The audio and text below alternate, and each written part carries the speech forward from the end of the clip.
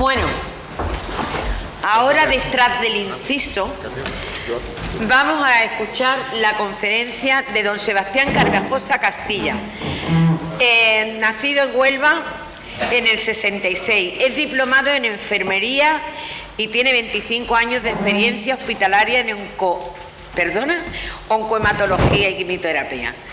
Tiene cursos de hematología, patología, pruebas diagnósticas y 3 años de medicina. Después es redactor de una revista de misterios y fenómenos insólitos con una docena de artículos publicados en el ámbito de la ufología, de la profecía y los templarios. Fue galardonado el 21 de diciembre por la Sociedad Española de Investigadores de Parapsicológica y por su trabajo y conferencia. Y es caballero de la Hermandad Soberana de Damas y Caballeros del Temple. Su nombre es Esmeralda. Y la conferencia se llama... Vamos a ver... no, creí que estaba el nombre detrás. Se llama Por los senderos del Grial, el Bach y las reliquias. No, sí. Aquí está.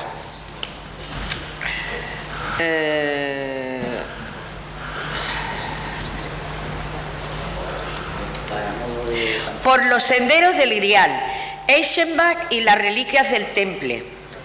Pues le damos la bienvenida a don Sebastián Carvajosa. Vamos allá.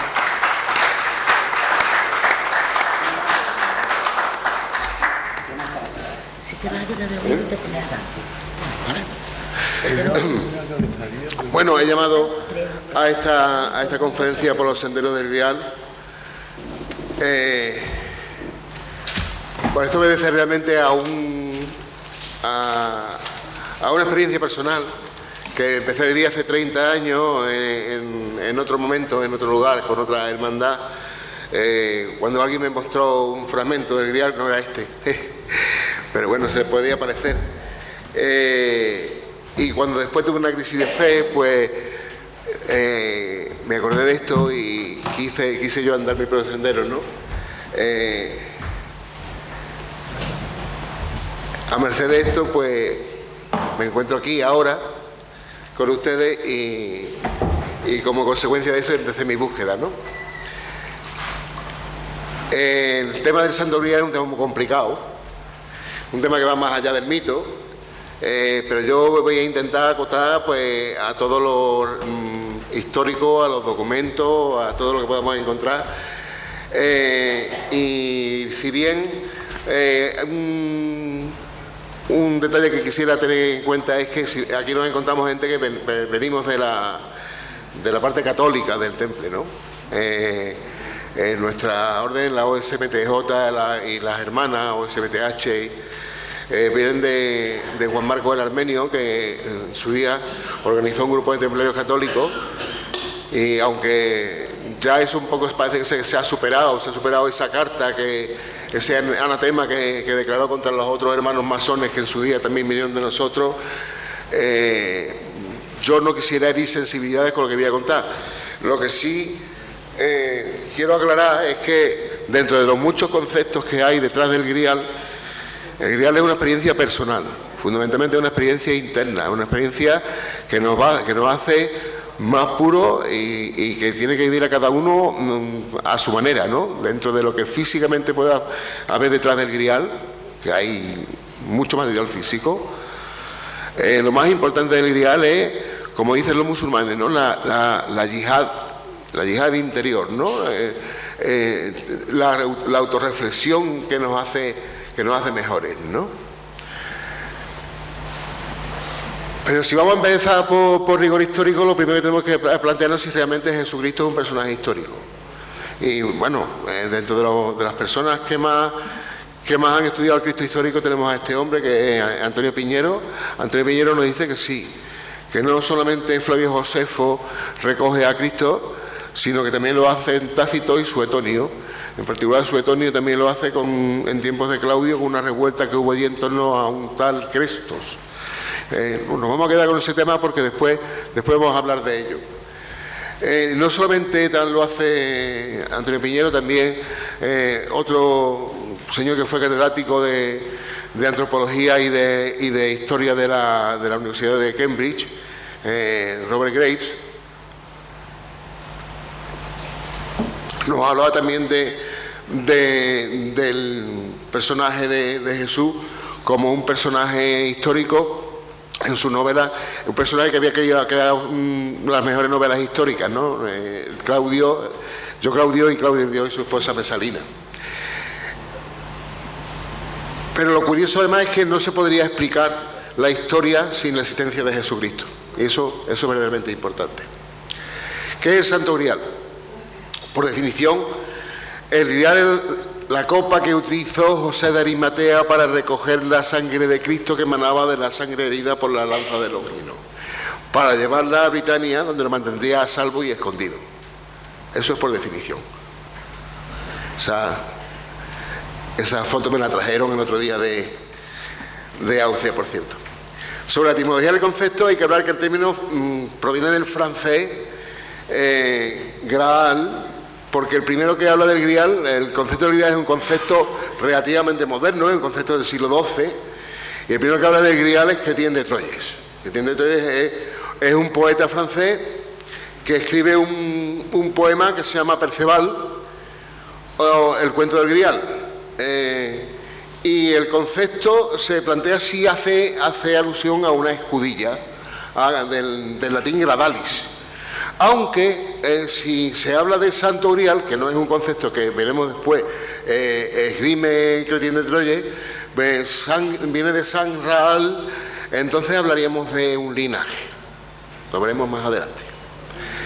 El concepto de Santo Grial, efectivamente, el primero que lo esgrime no es Chrétien de Troyes, sino Robert de Boron. Robert de Boron, junto con otros como son Didot, Peredur y Perlesbau, son continuadores de la obra de Chrétien, porque Chrétien no llega a terminar su poema, fallece antes de terminarlo. Realmente los poemas de Grial básicamente son dos, son el Chrétien de Troyes y el Parsifal de Wolfgang von Eschenbach. Todo lo demás, hay me parece que son 16 epopeyas que se pueden dividir entre Artúrica y de José de Arimatea, pero los únicos verdaderamente importantes son el Chrétien y el Parsifal, que lo veremos más adelante. En el poema de Chrétien a Perceval le presentan el Grial con una comitiva que porta una lanza, la que atravesó el costado de Cristo, un cáliz y una escudilla, de la que antes hablamos. La escudilla, la foto la tomé yo en San Climent de Taúl.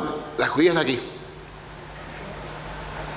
Por cierto, en San Climent el Grial se presenta como una escudilla, por cierto. Y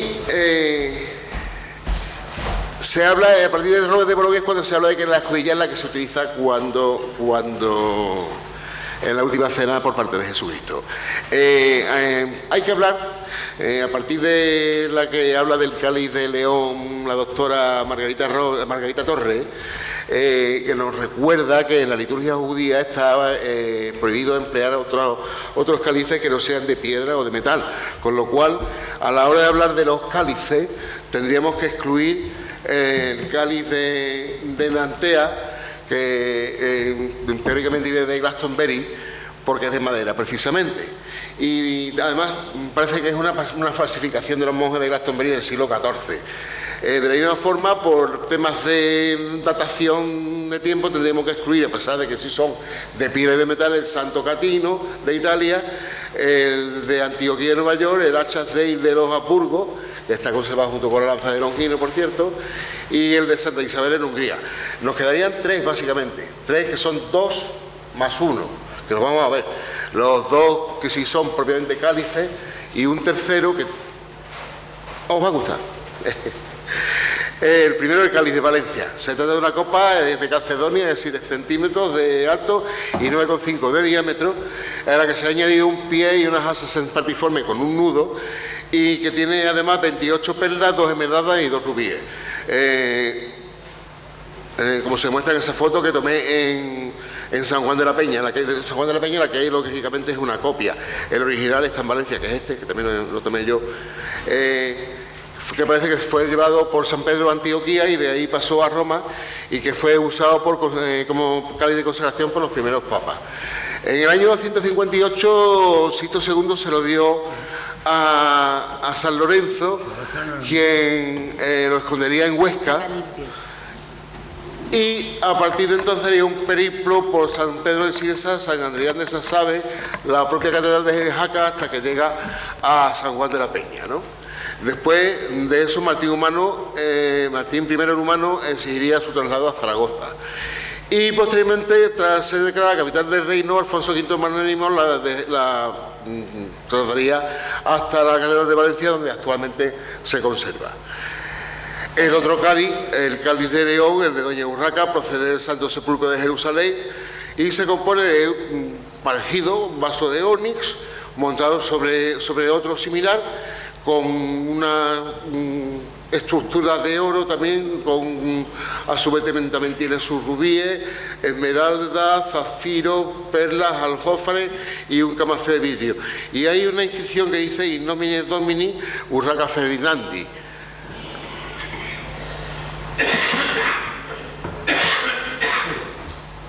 El estudio realizado por Margarita Torres y José Miguel Ortega certifica que el cáliz había sido enviado por el sultán de Denia al sultán de Denia por el sultán Al-Mutansir de Egipto, a cambio de alimentos para regalárselo a Fernando I el Grande de León. Y este a su vez se lo dio a su hija Urraca, que lo dejaría en la colegiata de San Isidoro, donde además manda dibujar en el techo de la colegiata una última cena, donde mete a un obispo canonizado como si fuera el copero de una forma anacrónica, que es San Marcial, y San Marcial está ahí llenando los cálices de vino. Observa que los cálices blancos, los apóstoles llevan todos cálices blancos, en tanto que San Marcial lleva en la mano un cáliz oscuro. En el libro de Margarita Torres se han hecho trampas porque el cáliz ya está pintado de negro con el vino dentro y demás. Yo en la foto nomás que vi un cáliz oscuro en el techo, no vi otra cosa, es lo que lleva en la mano, pero sí es cierto que es un cáliz oscuro y diferente, que teóricamente es el que luego le va a dar a Jesucristo.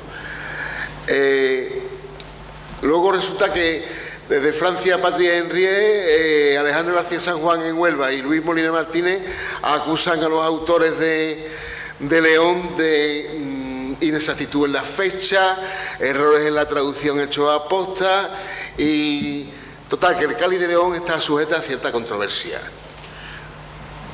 En fin, la otra copa de la que quería hablaros es el cáliz de Houston Park.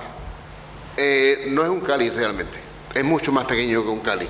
Se trata de una copa romana y también está datado en el siglo I como los anteriores, pero es una copa romana de perfume, a la que le falta la tapa. Fue descubierta por Thomas Bright y actualmente está en manos de su bisnieta, que se llama Victoria Palmer, y parece que podría ser perfectamente el tarrito de perfume con el que María Magdalena ungió a Jesucristo. Hay toda una historia detrás que es larga de contar, que la relaciona con María Magdalena. La estatua, estaba escondida una estatua con forma de águila. ¿Cuál de los dos es el cáliz? Pues la verdad es que yo creo que podrían ser los dos y ninguno de los dos, porque y 11 más, porque realmente yo me temo que Jesucristo nunca pudo haber instituido algo como la Eucaristía, de ninguna manera, vamos. Si entendemos al Mesías como el Mesías esperado, como un rey sacerdote, pues, y si además vemos que incluso los evangelios canónicos pide un pollino blanco para entrar en Jerusalén a reclamar el reino de Jerusalén, no el reino de los cielos, el reino de Jerusalén, haciendo cumplir la profecía de Zacarías, y dice ser del linaje de David, yo creo que sus aspiraciones al trono de Israel quedan patentes. Si de la misma manera decimos que en la liturgia judía no se pueden utilizar cálices de madera, que tienen que ser de piedra o tienen que ser de metal, en la liturgia judía no se puede vulnerar la Pascua judía tomando cosas que estén fermentadas. Es la fiesta de los ácimos. Eso es, de momento es una blasfemia, pero es una blasfemia. Agua mayor hace un rito de sangre. Eso está condenado a lapidación. Y recordemos además que entre sus discípulos había celotes. Estaba pues Simón el Cananeo, Pedro siempre iba armado, Judas el Iscariote. El Iscariote en realidad es una deformación de la palabra sicario, que significa los que mataban por la sica. La sica era una espada corta romana. Además también había fariseos. Se dice que Santiago el Mayor, por ser hermano mayor de Cristo, ya pertenecía al Consejo de los 72 y el mismo Jesucristo podía ser un fariseo. Como decimos, además, los ritos de sangre estaban prohibidísimos dentro de la ley de Moisés. ¿De dónde viene la Eucaristía? Se ha acusado falsamente el mitraísmo. Dicen que la Eucaristía es un rito mitraísta. El mitraísmo fue utilizado por Constantino el Grande para sincretizar aún más, el cristianismo católico, apostólico y romano que hemos conocido, porque realmente el mitraísmo era una religión también monoteísta, de origen zoroastrista, y que en aquella época, en la época de Constantino, era la religión que profesaba en mayoría la tropa. Entonces, claro, evidentemente, para que no le diera un golpe de Estado, Constantino el Grande utiliza el mitraísmo porque se parece también el culto al dios Sol, para enriquecer el cristianismo de esa manera, pero no es semejante despropósito. El culto a Mitra es responsable más bien de, por ejemplo, el nacer de un 25 de diciembre de una virgen, pero la comunión con el pan y el vino no tiene nada que ver con Mitra. La comunión del pan y el vino realmente tiene que ver con el que la instaura es Saulo de Tarso. Saulo de Tarso, Pablo, la instaura en el año 55 en la carta a los Corintios, y lo cual es bastante más que plausible porque los evangelios que conocemos como canónicos no fueron escritos por ningún discípulo de Jesús, ni mucho menos porque fueron escritos entre el año 70 y el año 100, y en lo que pretende Saulo con eso es venderle a los romanos la religión. Venderle a los romanos una religión cristiana nueva, evidentemente, que de otra forma no van a aceptar los romanos, ¿no? Pues los romanos tenían sus propias creencias. ¿Por qué le vende a los romanos esto, no? Porque los romanos creen en sus propios dioses, ¿no? Ellos creen, pues, Dioniso Baco. Aquí tenéis una estatuilla que bien podía pasar por Jesucristo, pero no lo es. Este es Dioniso. Esta estatuilla tiene 300 años antes de Cristo. Si leéis aquí dice Orfeo Báquico. Dioniso Baco es un dios menor romano, dios deidad del pan y del vino, más del vino que del pan, pero del pan y el vino, del pan también, y cuya muerte se conmemoraba consumiendo estas dos especies, vino y pan. Pan romano para los romanos, ¿no? Es una frase que nos suena a todos, ¿no? Y que fue además crucificado en una cruz, en una estaca, y precisamente en su conmemoración de la muerte de Dioniso se come pan y se bebe vino. En más de una iglesia me he encontrado a este personaje. Por ejemplo, es de Torres del Río, pero en este año me la encontré en el dintel de la puerta de la iglesia de San Martín de Artaiz. Este personaje, bueno, no es un señor realmente, es un sátiro. El sátiro sileno, este personaje era compañero de correría de Dioniso, y tiene también que ver con la alquimia. O sea, verá, el que lo encontremos en la iglesia templaria tiene razón con que los templarios sabían que nuestra religión era sincrética, evidentemente, y también tiene que ver con la alquimia. Tiene que ver con la alquimia porque Dioniso fue el que le dio la virtud al rey Mira de convertir los metales viles en oro. No los metales viles, todo lo que tocaba en oro, ¿no? Esto nos lleva a buscar realmente que el grial, el cáliz que lleva la sangre de Cristo, es otra cosa, ¿no? Este cuadro ya lo conocemos todos y ya supongo que sabéis de lo que os voy a hablar del linaje. Si buscamos una herramienta como la Wikipedia, como leí ahí, dice literalmente: autores posteriores identifican el grial con la piedra filosofal de los alquimistas, las supuestas reliquias halladas por los templarios o una alusión velada a la descendencia de Jesús. En su mayor parte estos investigadores se vinculan a teorías de conspiración elaboradas con escaso rigor histórico. Bueno, entre los autores ortodoxos y más conspicuos la tendencia es esta, pero no sé, así me podéis decir realmente qué rigor histórico tiene contarme el periplo que hace el cáliz de Valencia antes del año 258. Pues si me decís que San Pedro lo llevó a Antioquía, lo último que se ha encontrado ha sido un osario en Jerusalén que decía Simón, hijo de Jonás. Está por ver que San Pedro hubiera salido de allí.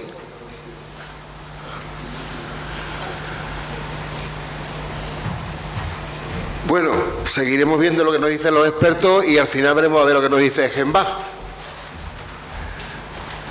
La historia que nosotros conocemos es obvia, ¿no? Un rabino de la edad de nuestro maestro no podía estar soltero y había que buscar una esposa, y que era inevitable, ¿no? Y la esposa que se le buscó la encontraron en María de Betania, la Magdalena, la torre elevada desde la que la reina vigila a sus fieles, desde la que se vigila el rebaño. Dada su edad, el matrimonio de la edad de Cristo, el matrimonio pudo haber tenido más de un hijo. Dice, el único hijo de la Magdalena que pudo haber ido embarazada. No, pudo haber tenido más de un hijo realmente. Y de esto incluso nos habla en los evangelios, ¿no? Cuando dice Jesús ante Barrabás. Barrabás, ¿quién era Barrabás realmente? Barrabás como concepto en arameo no tiene sentido. Vamos a ver, si descomponemos la palabra Barrabás, los únicos conceptos que se nos pueden ocurrir son Barabba o Bar Rabbi, que significan el hijo del padre o el hijo del rabino. A Jesús se le decía padre, como un rabino de gran importancia, o rabbi, rabino. Entonces, la idea cobra otro sentido. ¿A quién salvamos? ¿Al hijo o al padre? Piénsenlo. La idea no es nada disparatada. Si un aspirante a rey ve a su familia en peligro, lo que hace es ponerla a salvo. Él puede luchar por su reino. El tema es bien fácil. Pone a su familia en manos de su tutor y la intenta poner a salvo del imperio opresor. Para eso, evidentemente, hay que llevarla a Britania, ¿no? Y para eso la hace atravesar la Galia y llegan a Santa María de la Mer con María Magdalena, María Jacobea, María Salomé. Algunos dicen que la acompañaban Marta y Lázaro, y todos coinciden que la acompañaba una niña llamada Sara. En aquella población francesa tenemos el santuario de Santa Sara la Negra, la patrona de los gitanos. La idea es clara, como os he dicho, quitar a la familia real de manos del imperio. El imperio acababa en las Galias, no había llegado a Britania, en Britania habían fracasado, César tuvo que salir de allí escopeteado, como quien dice. Entonces, Arimatea llega a Britania y fundan la primera abadía de la cristiandad, Glastonbury. Este señor es Robert Graves. Este hombre estaba convencido de que Claudio, el emperador, conquistó Britania en busca del Santo Grial. Decíamos que el concepto es del siglo XII, pero este hombre decía que no, que el primer buscador del Grial realmente, accidentalmente, fue Claudio. La idea era bien sencilla. Los romanos estaban obsesionados con las profecías, y había una profecía sibirina que decía que un dios se iba a sentar en Roma 2000 años, y Calígula, Livia Claudia, o incluso su amigo Herodes Agripa, él los había visto morir pensando que iban a ser esos dioses, o ese dios. Luego ocurre la revuelta de Crestos, esa que recogía Suetonio.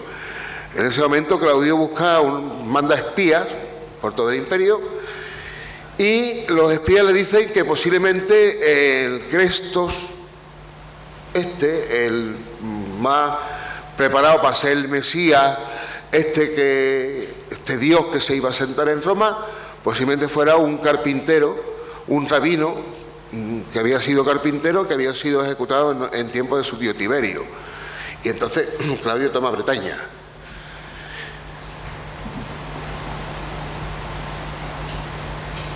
No sabemos si fue en ese momento cuando se divide el grupo o fue posteriormente. Pues posiblemente fue posteriormente cuando a Claudio le sucede Nerón y ocurre en ese momento una serie de revueltas en Bretaña, la más conocida de ellas, la de la reina búdica. Arimatea se queda en Bretaña y Madalena hubiera vuelto otra vez a las Galias, al sur, donde habría estado predicando y donde sus descendientes se hubieran quedado más tarde, se hubieran unido a la tribu merovingia, originando el linaje que todos conocemos. Hay quien identifica también la búsqueda del Santo Grial, ya que estamos hablando de nuestra santa, con los restos de nuestra propia santa. Bueno, aquí vuelve de contradicciones. Yo creo que buscar los restos de nuestra santa es una tontería, porque ya hay demasiada gente que se reparten los restos de nuestra santa. En la Basílica de San Juan Bautista de los Florentinos y el Monasterio de los Símbolos de Petra de Monte Athos están los restos de los que piensan que nuestra santa murió en Éfeso junto a nuestra María Madre, los que piensan que hizo el periplo de Santa María de la Mer veneran la calavera que está en la Basílica de Becelé. Y yo no descartaría esto. Esto es la controvertida tumba de Talpío, que fue descubierta en 1980, donde está la supuesta familia de Cristo. Aquí apareció un rosario que rezaba Mana Mariamne. Mana Mariamne dicen que significa María la Maestra. El rótulo demás, a diferencia de los demás rótulos que están en arameo, está en griego. La pátina del osario en concreto es idéntica a la del resto de los osarios, lo cual indica que ha estado ahí la mayor parte del tiempo que el resto de los osarios. El ADN mitocondrial nos dice que no tiene relación, al menos con el osario rotulado Jesús, hijo de José, con lo cual no pertenece realmente a su familia. Bien podría ser su esposa. Simia Jacobovici es como muchos también que intentan hacer, que Simia Jacobovici es el señor que hizo el reportaje de la tumba perdida de Jesús, este señor que le hace los reportajes a Cameron, y muchas veces también hace como mucho, como decíamos antes de Margarita Torres, y como mucho de intentar acoplar las piezas a martillazo. Dice que el Evangelio de Felipe decía que se le habían llevado, que se había ido a morir en sus días, Tierra Santa, al final de sus días, y no es realmente cierto. François Bobon, que había estudiado esto, dice que eso no es, el texto al que se agarra no es realmente el Evangelio de Felipe, que no es realmente un evangelio, que se llama, lo puede denominar los Hechos de Felipe, y que no tiene ningún rigor histórico. Pero lo cierto es que, bueno, ahí está eso, y el hecho de que esté en griego a mí me hace pensar que alguien en algún momento ha llevado su resto allí a enterrarlo con su familia después de su muerte. No tiene que ser necesariamente ella la que haya ido a morir allí, ¿no? Lo cierto es que en la tumba de Talpiot lo que es una cosa que nos llama mucho la atención es el signo.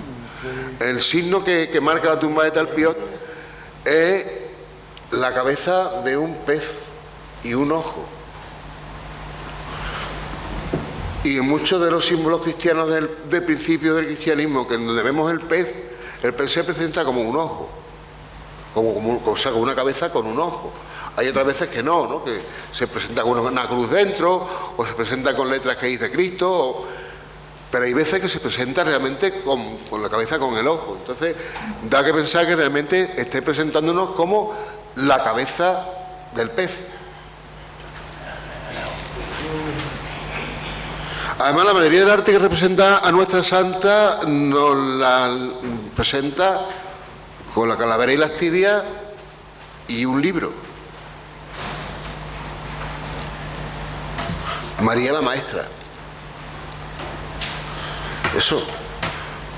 A lo mejor alguien se preocupó de llevar sus restos a descansar allí. Hay otras reliquias también que también se asocian. Yo quería hablaros de todo lo que está relacionado con el grial, porque es importante que cada uno tome su propio concepto del grial. Hay otras reliquias que se asocian con el grial. Por ejemplo, para Ian Wilson el grial es la sábana santa. Ya hablé de la sábana santa yo en mi artículo Baphomet, el rostro de la síndone, que además lo tengo publicado en mi blog. Cuando se publique esta conferencia como artículo en la revista del Grial, proporcionaré la bibliografía y proporcionaré un enlace a mi blog para que tengáis oportunidad de volver a leerlo y para que tengáis oportunidad también de leer el apéndice, que también es muy interesante. Lo cierto es que para el templo tuvo su importancia, evidentemente, la cabeza de la Sábana Santa cuando hay Baphomet o Vultus Fronts en más de una iglesia, muchas veces en el propio arco, de la propia clave del arco de las iglesias. Y hay más.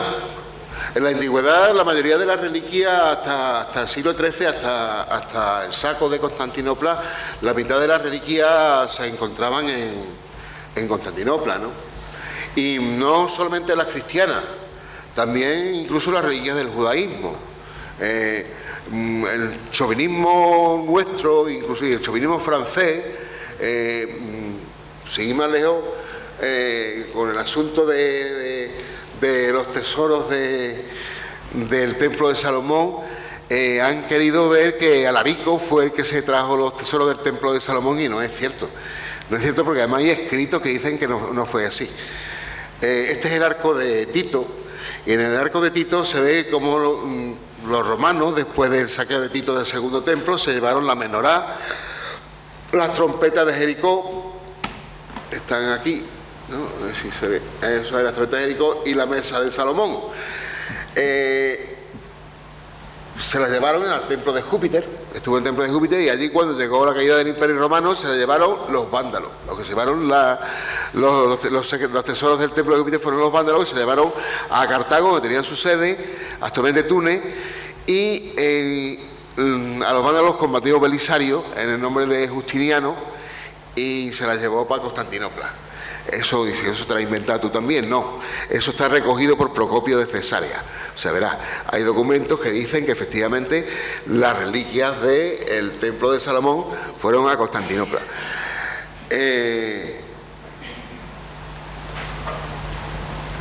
Así que el hecho de que se diga que la mesa de Salomón estuvo en Jaén, si en Jaén apareció a principios del siglo esto que la famosa lápida templaria, que no es templaria, que apareció a principios del siglo que actualmente está en el ayuntamiento de Arjona, obedece a una secta, a una logia masónica que creó el barón de Velasco, donde hacían ritos supuestamente con la mesa de Salomón. Los 12 apóstoles se llamaba la logia, y este dibujo seguramente lo obtuvieron posiblemente a través de los templarios, a través de los calatravos, que a su vez lo habían recibido los templarios, ¿no? Porque después los calatravos, realmente. ¿De dónde lo sacaron los templarios? O bien lo sacaron del saco de Constantinopla, o de haber cavado 9 años, 9 caballeros en el templo, porque el Baal Shem y sus acólitos conocían el dibujo de la mesa de Salomón, realmente, ¿no? Entonces, de eso sacaron este dibujo, que yo además dudo que ese sea el dibujo completo de la mesa de Salomón, porque había otras 12 más. Yo lo que creo es que realmente solamente por la síntesis se obtiene la mesa. Lo cierto y verdad es que esto es un tratado de cábala, completísimo. Tratado de cábala completísimo, como nos dice Álvaro Rendón, que es el que escribe en el ensayo que hace con Juan Eslava sobre esta mesa. La verdad es que es absolutamente increíble. Sí es cierto que pudo haber habido una mesa de Salomón en Toledo, pero no tiene nada que ver con los visigodos. Esa pudo ser anterior a los visigodos, porque ya el templo de Salomón, el primer templo, había sido saqueado. Entonces, realmente lo sacaron a Nabucodonosor, y en el segundo templo lo que había seguramente era una copia de la primera mesa de Salomón.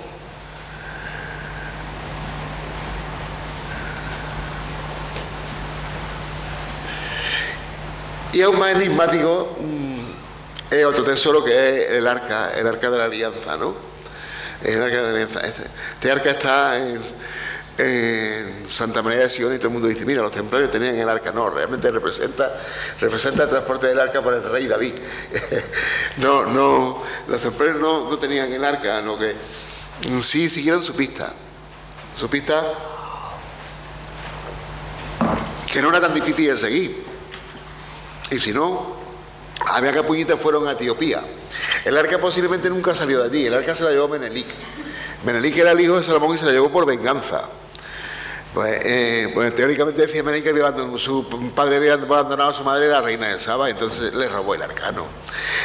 Y si no, ¿a qué? Si no fueron los templarios, hicieron iglesias como esa allí, y además se implican en una guerra civil para poner en el trono un descendiente de Salomón como era la Libela, ¿no? Y además que interés tienen los coptos, que son los primeros cristianos en mentirnos diciendo que en el nombre de Menelik todavía la tienen guardado en el santuario, en ese extraño y misterioso santuario que tienen allí. En cualquier caso, estamos llegando al final de nuestra conferencia. Hemos llegado a Ejembaj, lo hemos dejado para el final. El otro poema del Grial. ¿Qué nos dice Ejembaj sobre el Santo Grial? El poema de Ejembaj es el más interesante de todo, porque es el más completo, porque recluyeron posiblemente a Ejembaj, aunque él nos habla de un tal Quijote de Provenza, que es el que dicen que le cuenta la historia del Grial, pero pasa del Temple pagó por eso, y posiblemente él recluyó a este Ejembaj para que lo escribiera, y hasta es posible que le dictara, si no todo, una parte de lo que realmente este hombre escribe, ¿no? Y lo más importante es que no habla de cáliz ninguno. Se ponga como se ponga el que quiera interpretar que el Parsifal. En el Parsifal lo que nos presenta el Grial es como una piedra. La piedra, el lápiz exilis. El lápiz exilis es una piedra que arde y da y prolonga la vida y produce curación.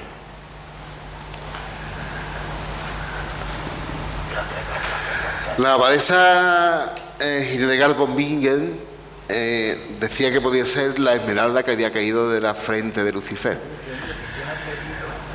Una vez más, volvemos otra vez a la tabla esmeralda de Mestot, que no os he dicho antes, y que es importante, no sé si lo habéis visto escrito, que se decía que la propia mesa de Salomón podía ser incluso una copia de la tabla esmeralda. Y también están relacionados realmente con la tabla esmeralda la piedra filosofal, la alquimia y el elixir para manipularla sin riesgo, y que sostiene a través de la propia piedra filosofal.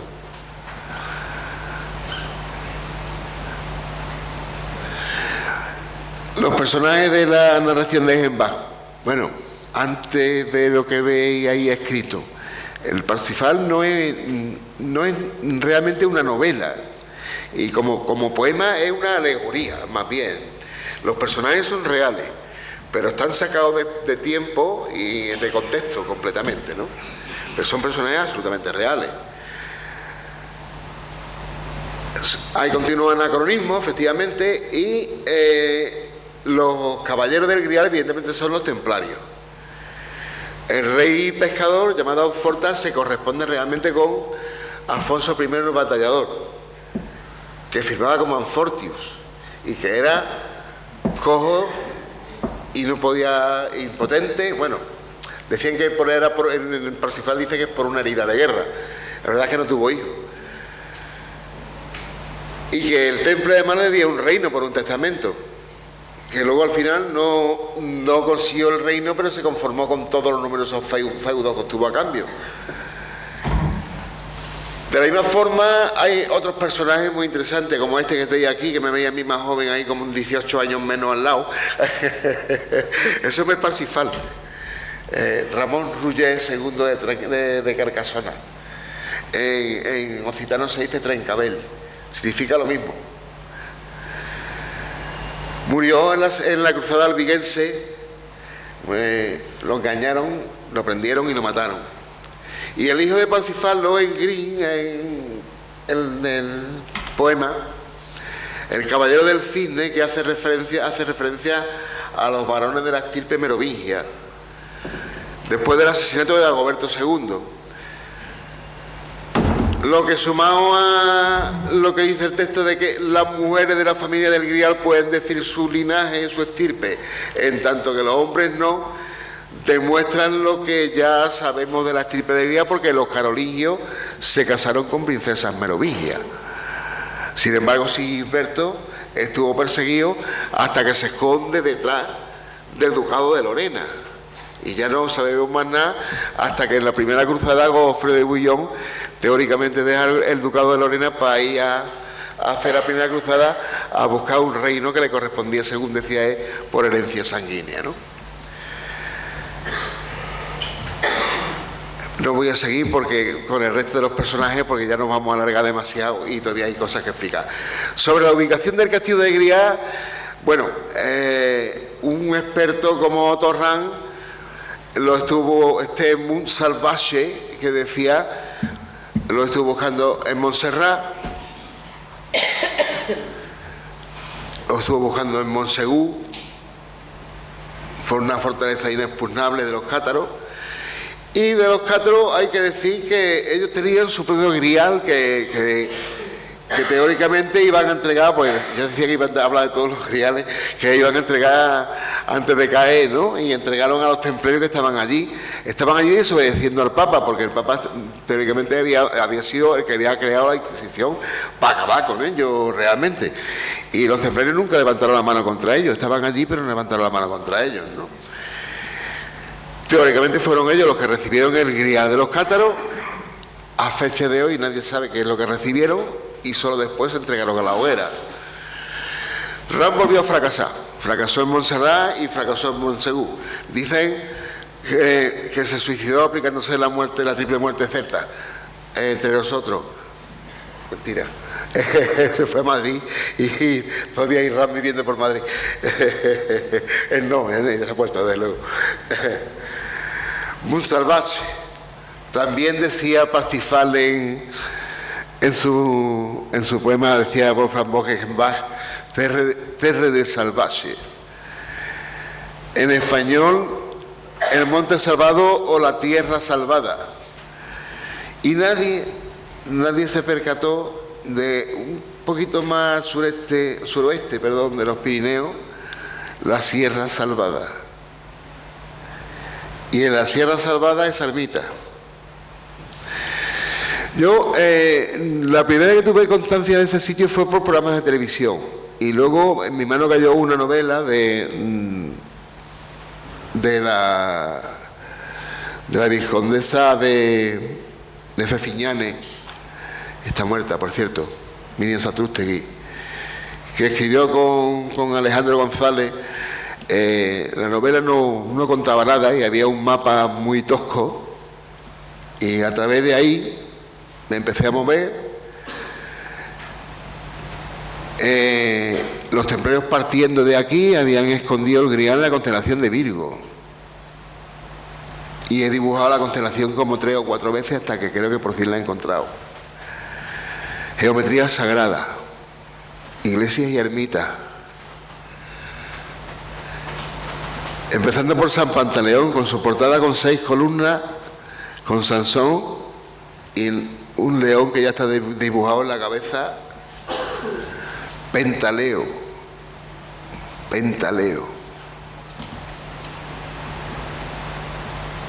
Y se abrió un mundo de constelaciones. Ya os he dicho que la he recorrido una y otra vez hasta conseguir descubrir la correcta, y he encontrado alquimia, astrología, cábala, las pistas de un linaje, alusiones a la síndole en forma de Butus Trifrón, vírgenes negras. Observad que la cabeza la han cambiado. A lo mejor no era un niño lo que había aquí. Y toda aquella semiótica y toda aquella gnosis que tiene que ver con todo aquello que pudieran haber encontrado aquellos 9 caballeros que cavaron 9 años en el templo, que si bien en muchas partes está deteriorado, más que probablemente se continúa hasta Santiago de Compostela, porque Compostela significa Campus Estelae, y estamos hablando de constelaciones, estamos hablando de geometría sagrada en constelaciones, y donde se recoge, pues, hablaba yo antes de alquimia, ¿no? El alquimista Paracelso decía que cuando se le olvidaba la fórmula de la piedra filosofal, hacía el camino de Santiago. Amén al linaje de toda la ciencia escrita, quizá la alquimia sea la más importante de todas ellas, porque ya no es solamente la piedra filosofal, no, ni el elixir siquiera, la cura, como decíamos, para rey pescador. Es que si atendemos que en Kybalión, por ejemplo, que es la parte de las pocas partes que pueden sobrevivir a tabla esmeralda, quizás, ¿no? En Kybalión, que se dan 7 principios fundamentales de la alquimia que se cumplen siempre axiomáticamente. El segundo, como es arriba y abajo, a mí se me ocurre que tiene que ver con las leyes de Newton, se me ocurre que tiene que ver con la ley del campo unificado de Einstein, se me ocurre que tiene que ver incluso con la relatividad, en un solo epígrafe, en un solo concepto. Sin embargo, para terminar, volviendo a Eisenbach, lo primero que le presentan a un Parsifal, que en aquel momento el hombre es un pipiolo, el hombre no es ingenuo absolutamente, cuando le presentan el grial, la comitiva, le presentan el caldero de la abundancia, el caldero del Brand, el caldero de los druidas, donde además se echaba a un guerrero que resucitaba al día siguiente y que una vez más nos lleva a la vía del autoperfeccionamiento, de la búsqueda intrínseca de uno mismo, del camino que uno tiene que volver a recoger, de esa yihad interna de los musulmanes, que uno dice la yihad, la guerra, no, la yihad dentro de uno, ¿no? Búscate a ti mismo, ¿no? Eso es único de cada persona. A Parsifal se le echa del castillo para que haga su búsqueda del grial, ¿sabes? Como cada uno quizás tiene que hacer su propia búsqueda del grial, ¿no? Así que si te dispones a buscar el grial, frater, que el camino salga a tu encuentro, que el viento sople siempre a tu espalda, que el sol brille sobre tu rostro, que la lluvia caiga lentamente sobre tus campos, y hasta que volvamos a encontrarnos, non nobis domine.